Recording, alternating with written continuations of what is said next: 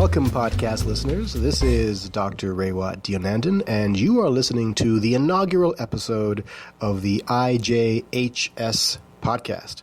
IJHS is the Interdisciplinary Journal of Health Sciences, which is a peer-reviewed, open-access journal put together by students at the University of Ottawa. But it is a global journal, and it's bilingual, it's English and French.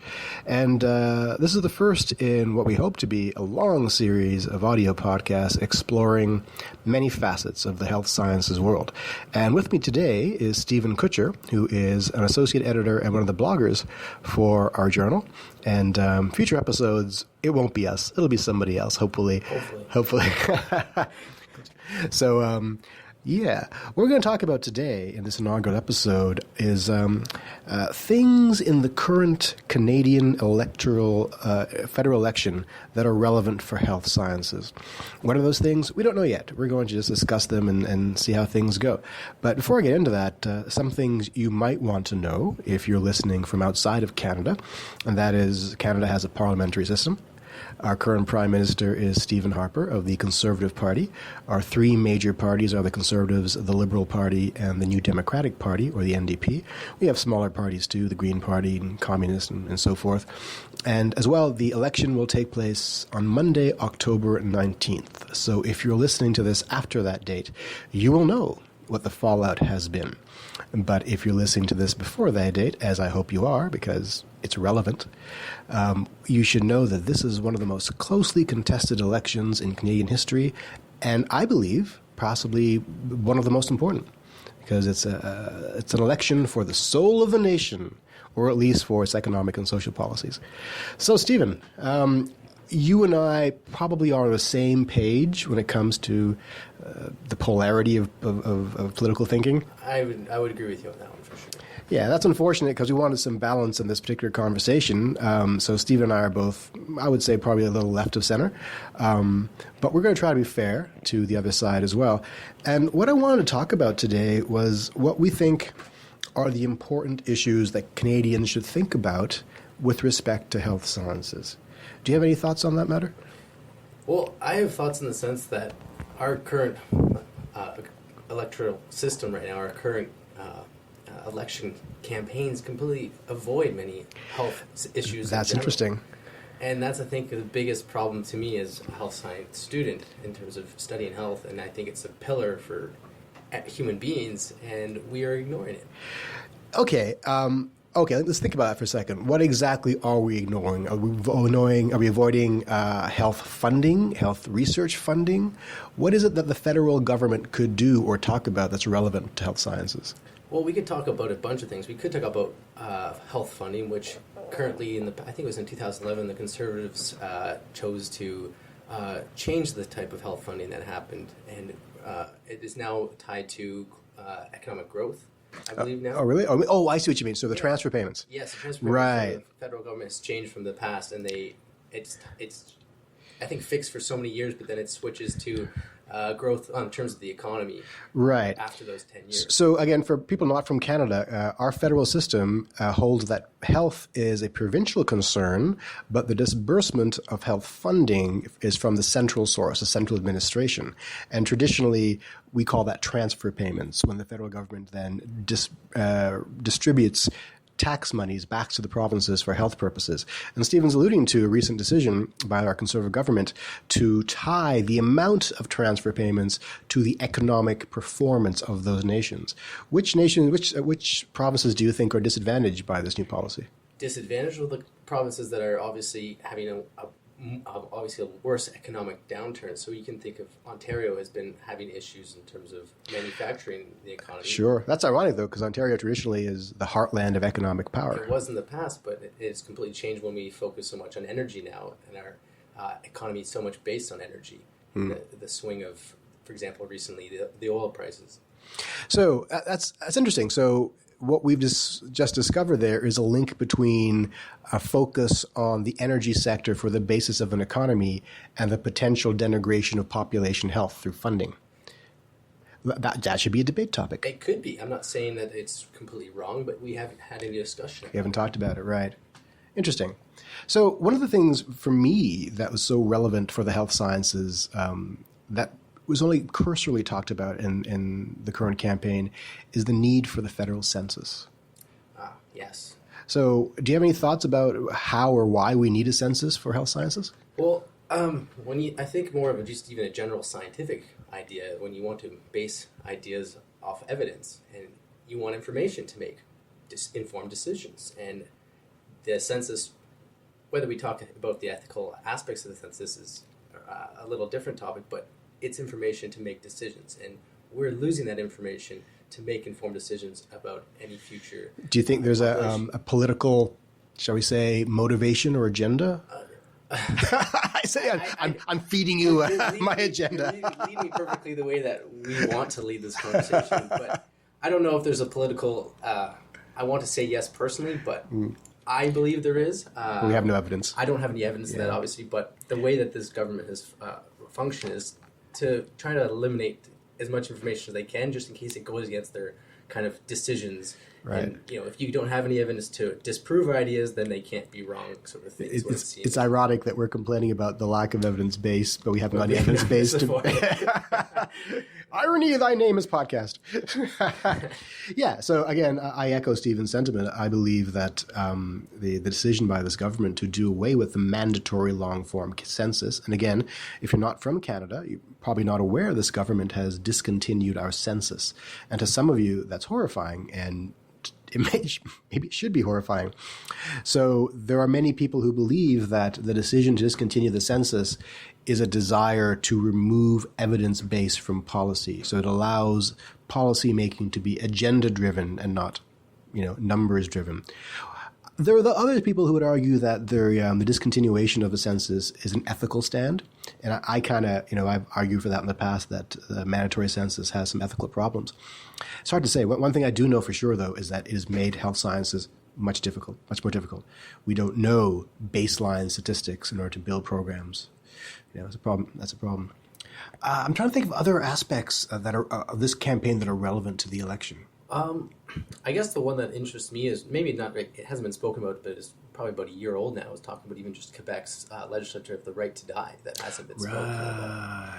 Because they focus so hard out west in BC about fighting that one woman. I forget her name off the top of my head. About her because she has I think a terminal illness, and she was looking for her choice to. I guess. So why do you think that should be an issue brought up in this election? I think it's an issue because it's one of those things where it's one province that's done something, which is Quebec. And they fought so hard, which is interesting to me, the government, to fight off in one end of the country. And then they haven't really seemed to do much against the whole Quebec issue. Now, do you not think that would be a provincial matter, or is that... Well, I do think it is also a provincial matter, because you mentioned earlier that the provinces govern health issues. And so absolutely, but it's still, I think, a whole nation's issue, because we are still one group of people. We still have similar ideas across the nation, though we can sort of change them based on our geography just a little bit, because we have certain nuances that are slightly different. But I still think it's a great topic to talk about, just because we haven't really discussed it in depth, I think, in our country's history. And I know you make a good point. That point really is that values seem to be the foundation of the current election. It's not the economy, it's what constitutes being Canadian and what defines the values that we build our society upon. And certainly whether or not we respect the right to die is a values-driven question. Even if it's not relevant to the policy making at the federal level, it's certainly relevant to the leadership shown by central government in terms of what they believe, what their morality is. Is that what we've seen in the niqab debate? And again, if you're not from Canada, you should be aware that fascinatingly, horrifyingly, disgustingly, and nonsensically, whether or not a woman can wear a niqab or a head covering while she takes her citizenship oath has become one of the hotly debated topics in this election. That's a values question. And that shouldn't be a policy question. And what Stephen's alluding to is the right to die is also a values question. So it's interesting to me that is a more important values question and yet has not entered the conversation. I would absolutely agree with you. And that amazes me as well, that we're talking about a values question of the niqab that has, so far, I think they've mentioned 2 people that it could affect. But this right to die issue, we've seen in the Supreme Court with at least one person. I think there's even another case that we talked about. And this hasn't been a values question across the country. But Another aspect of health that is relevant to this conversation is the environment. So you can't have health without having a healthy environment. Me, in my hippie ways, would argue. And there is something to be said for a concern for the way that the current government has treated environmental sciences. I don't know if you have an opinion on that topic. I have many opinions on this topic. But I think it stems greatly just from the beginning of their whole economic focus from several years ago about focusing so much on the energy sector without much, consideration of, environmental protection of these exploitation of our resources, which is not, I think, a bad idea to use our resources for economic gains, but I think we need to do it in a responsible way. And I think we've neglected that as a government, or our government, I should say, has neglected that. Sure. And in my opinion, at least. I mean, it's one thing to have, strong opinions on the matter. It's another, and I'm going to say this outright, to actively muzzle scientists. Absolutely. That as this government has been doing. And it looks to me like we've clearly gone on the partisan path on this podcast. Right? I'll try to make it as fair as possible. And I'm going to try to make it fair again. And I'll try to make it fair by saying I'm not sure that a new government led by another party would reverse the damage that's been done. I'm not sure. I don't think any of these parties particularly have any magical cure for what is going on. They all play these little pawn games in what I've seen, but there's no big play that's going to change anything magically. So right. Outside of this current government afterwards, there's not really much to choose from. Yeah. I do believe, though, as a scientist, that there's something to be said for, at the very least, letting scientists speak. And this government has been muzzling scientists. And so in full disclosure, I used to be the chief science advisor to a particular agency of the federal government. And during my tenure there, I felt a little bit muzzled also. Many of our public opinion research studies were terminated by the government for reasons that are very unspecific. One suspicion is that they were terminated because the data being produced by them was inconvenient. I don't know if that's the facts, but that's certainly one interpretation.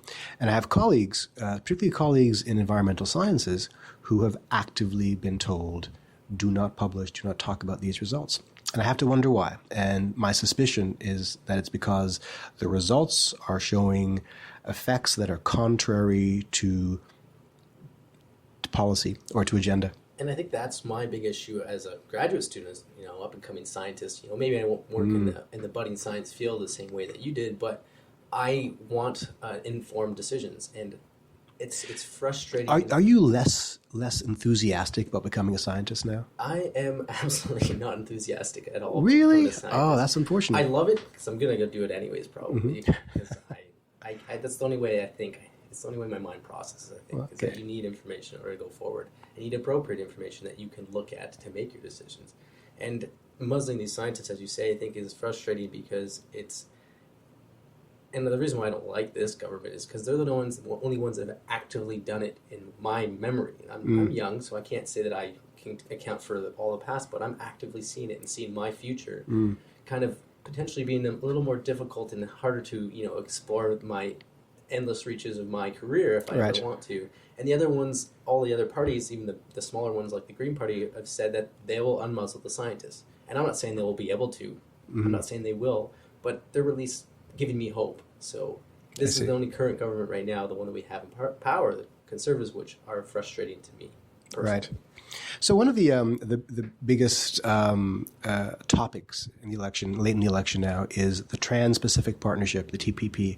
I don't know how familiar you are with the TPP, and I suspect most listeners aren't that familiar, and that's unfortunate because it is possibly the biggest trade deal in history, at least in recent history.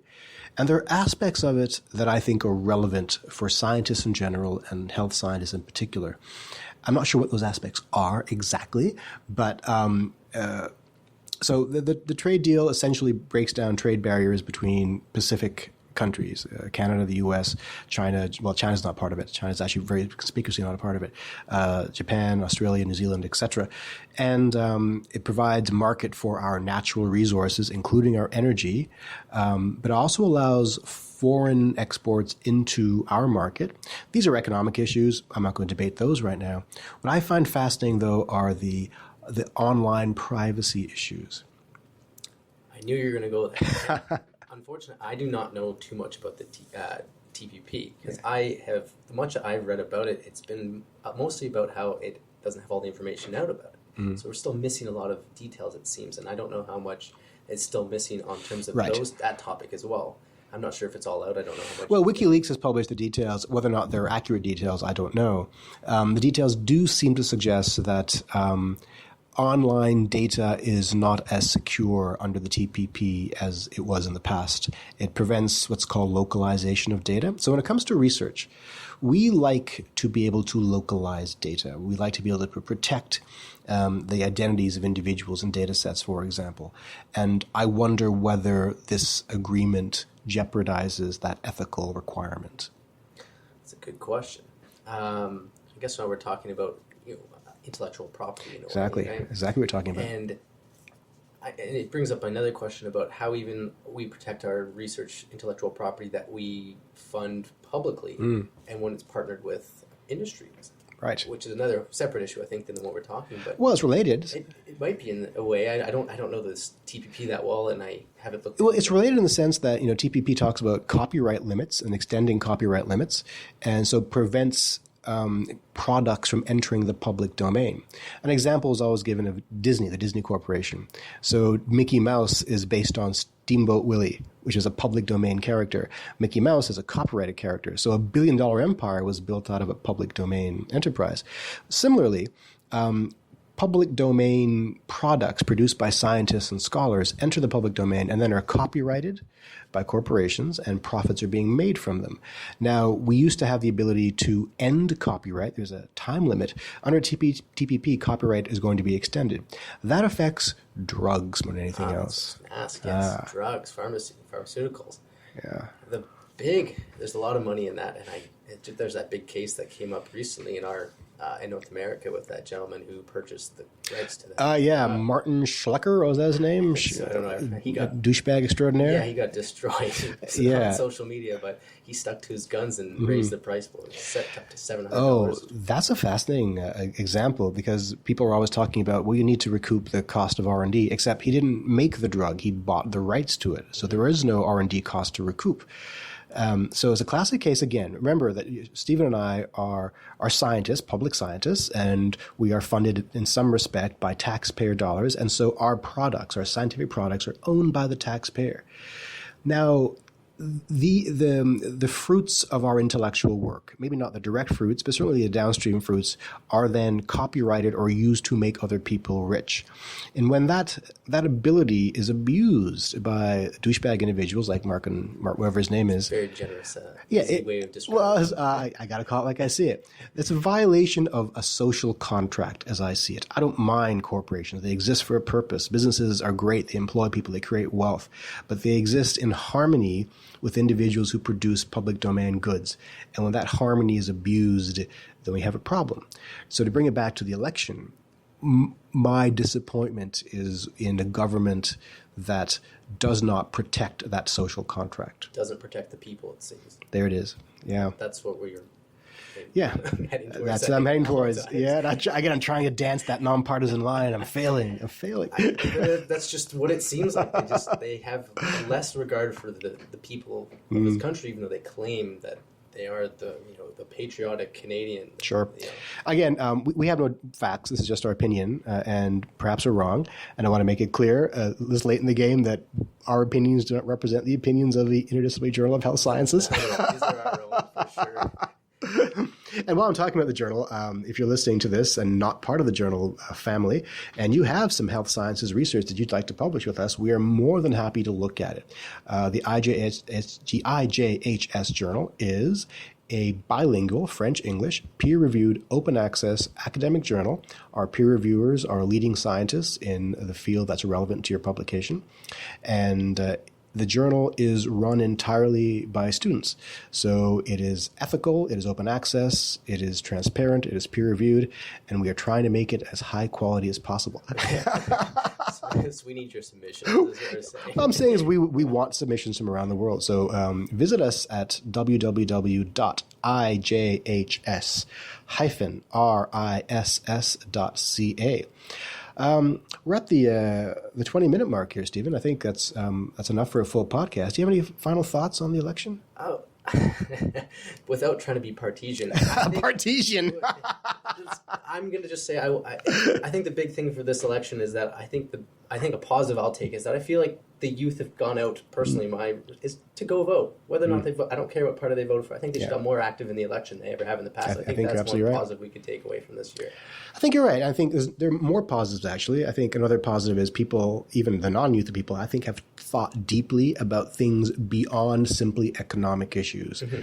I like it when a nation thinks about its values.